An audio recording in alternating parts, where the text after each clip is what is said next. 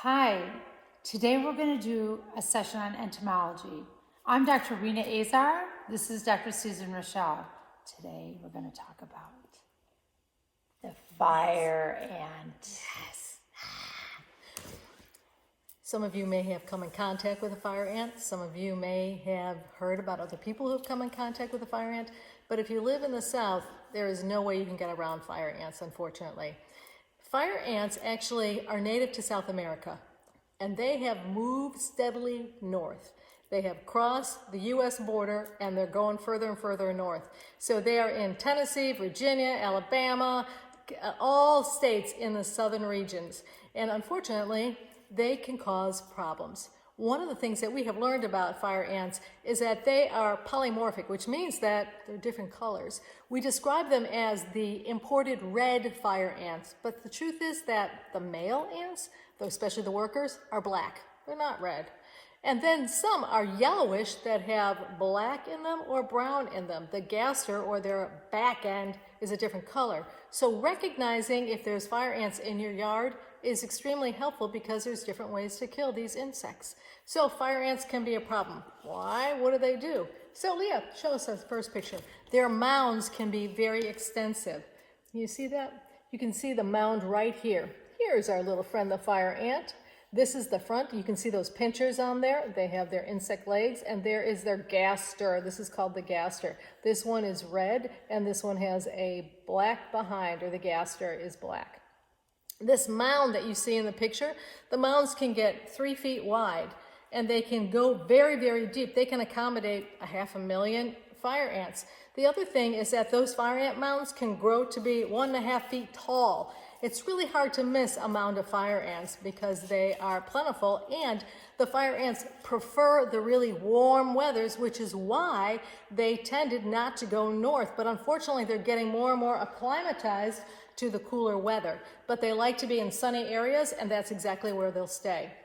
Fire ants, unfortunately, can cause problems when they sting. I think that they're an incredibly fascinating insect, and it's because of the way they sting.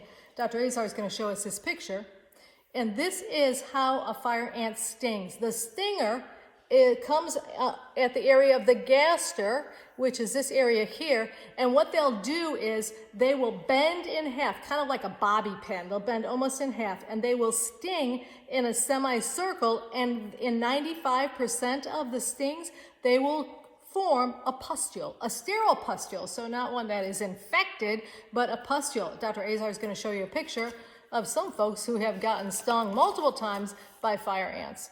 So you can see the pustules all over this arm. You can see this little baby's hand has a few pustules on it, and here's a person that got stung multiple times by fire ants.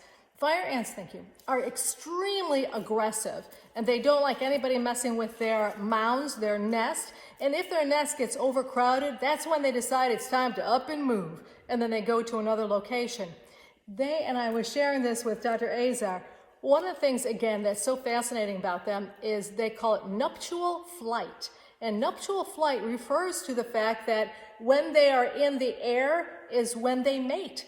And the queen, which I find, again, fascinating. The queen will usually only mate with one male because some of the males are winged, and the queen is winged until after she mates and she finds a new location, she'll touch down, and yes, she will eat her wings off. Yep. She will chew them off, get rid of them, so now she can't fly anymore, and she can stay in that nest for up to 7 years. Now, what does it look like? So a fire ant, when you get a sting, it's going to cause intense burning. And I suspect, and I don't know for sure, but that may be why it got the name fire ant, because when it stings, and it's a sting, it is very painful. It creates that little pustule, but in up to 6% of people, they can have a life-threatening reaction. Anaphylaxis, #anaphylaxis, #epinephrine. So unfortunately, those people can develop those life-threatening reactions. And remember, we talked about that. And before you finish watching all of our videos, you're going to know anaphylaxis inside and out. But it's a life-threatening reaction that, again, can manifest itself on the skin, starting with hives and other skin manifestations. It can also cause cough, wheeze, shortness of breath, chest tightness. It can cause upper respiratory symptoms like a runny nose, stuffy, drainage in the back of the throat. It can cause GI symptoms of nausea, vomiting. The concern, of course, is if there's airway compromise and a person can't breathe, and if it affects the heart, and that's what unfortunately kills people. So we know that fire ants can be very destructive to people, but it doesn't stop there. They can also destroy crops. And one of the sneaky things that they can do, they can cause mechanical failures. They like to get inside circuit breakers. They like to get inside the mechanical areas or the parts of the farming equipment and destroy it. So they can be a real problem. Excuse me. The other thing that we know is there is another fascinating characteristic of fire ants. In Texas is where there was an abundance of fire ants and also anaphylaxis due to fire ants. And one of the things that they have, when they have a rainfall, it can be a flood.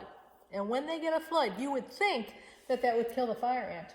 But it doesn't. What they do, Dr. Ace, check this out. These are fire ants who have created a raft. Both of these pictures. Fire ants that have created a raft.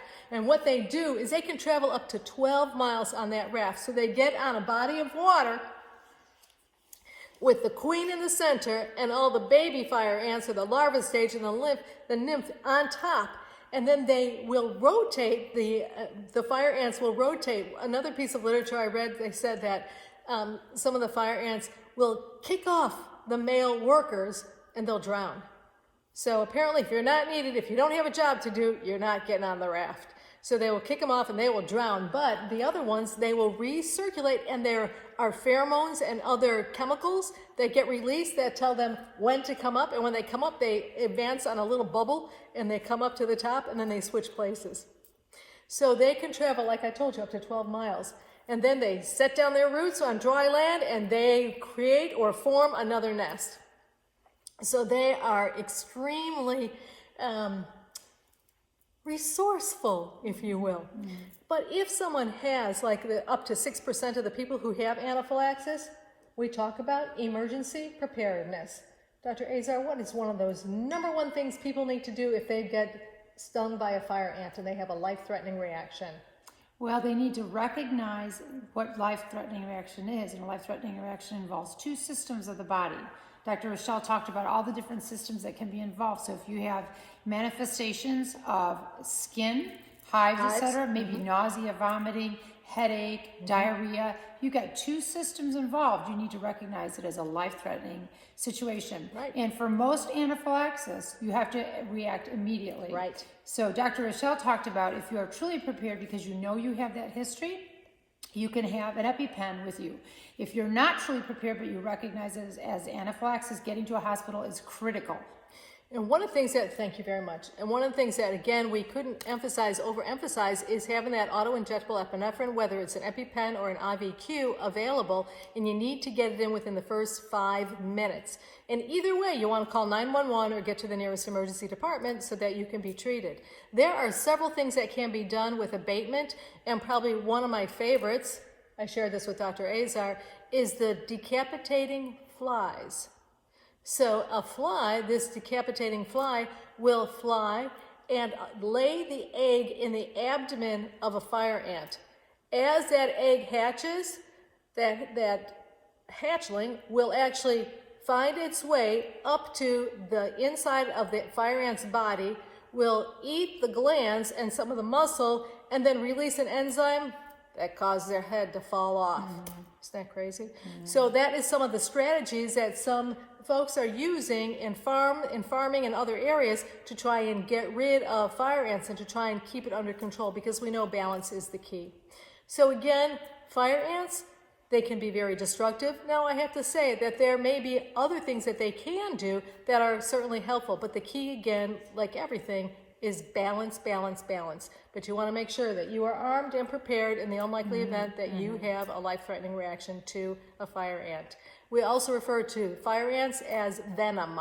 And so that is one of the venomous, aggressive insects that we have to be aware of, especially if you live in the South. Thank you, Susan. That was very helpful. And as fire ants are expanding their territory where they reside, it's really important to recognize if you have them and to recognize if you or any family members, loved ones, friends have one of the more common anaphylactic type reactions, right. being in the 0.6 to 6% range is pretty significant. You're unlikely to go your lifetime without seeing it. That's right. Thank you, and hashtag anaphylaxis.